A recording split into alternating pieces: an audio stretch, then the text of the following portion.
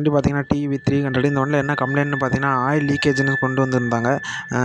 நம்ம வந்து என்னென்னு செக் பண்ணி பார்க்கும்போது தான் தெரிஞ்சது இந்த வண்டியில் பார்த்திங்கன்னா கியர் ஆயிலும் லீக் ஆகிட்டு இருந்திருக்கு. இன்ஜின் சம்பில் பார்த்திங்கன்னா சம்பு நட்லேருந்து தான் லீக் ஆகிட்டு இருந்துச்சு. நம்ம வந்து ரேம்பில் போட்டு தூக்கி பார்த்தப்போ தான் நமக்கு வந்து தெரிஞ்சுது. இப்போ அடுத்த இதில் வந்து நான் வந்து இதை காட்டுறேன் எந்தெந்த இடத்துல லீக் இருக்குன்றத.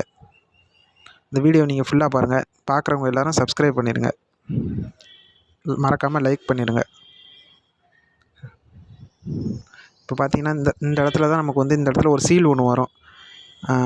இந்த மாதிரியான டிவி 300, ஸ்கார்பியோ, சைலோ இந்த வண்டிகளுக்கு எல்லாமே வந்து இந்த இடத்துல வந்து ஒரு சீல் ஒன்று வரும். பார்த்திங்கன்னா பார்த்தாலே தெரியும் இந்த இடத்துல தான் உங்களுக்கு வந்து லீக் ஆகிட்டுருக்கு. அதனால் இந்த வண்டிக்கு வந்து நம்ம வந்து சீலை தான் மாற்ற போகிறோம்.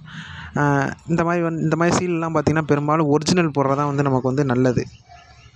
ஒரிஜினல் ஸ்பேரே நம்ம போடுறது தான் நல்லது. சீல்லாம் வந்து நம்ம வந்து ஒரிஜினல் போடுறது வந்து ரொம்ப நல்லது.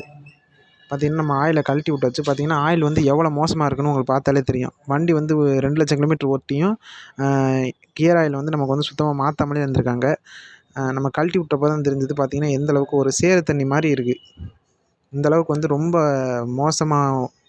மோசமாக இருக்குது. அந்தளவுக்கு வந்து வண்டி வந்து ஓடிருக்கு.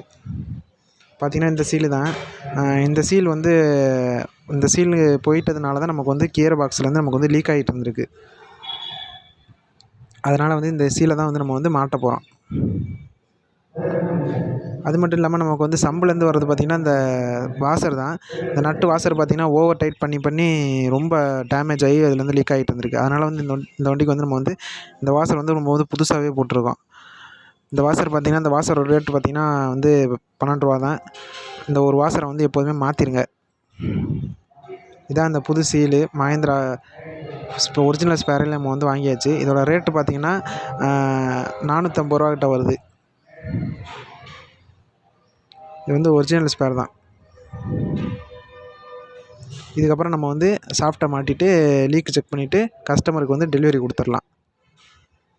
இந்த சாஃப்ட்டை மாட்டிட்டு கியர் ஆயில் ஊற்றிட்டு நம்ம வந்து ஓட விட்டுட்டு லீக் செக் பண்ணிவிட்டு நம்ம வந்து கஸ்டமருக்கு டெலிவரி கொடுத்துடலாம்.